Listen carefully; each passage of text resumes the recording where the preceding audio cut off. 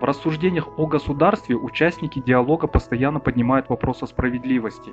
По их мнению, справедливость заключается в том, что каждый житель должен заниматься только тем делом, к которому он более всего предрасположен. То есть каждому жителю государства поручили только одно дело, к которому он годится по своим природным задаткам. Этим он и будет заниматься всю жизнь, не отвлекаясь ни на что другое, и достигнет успеха, если не упустит время.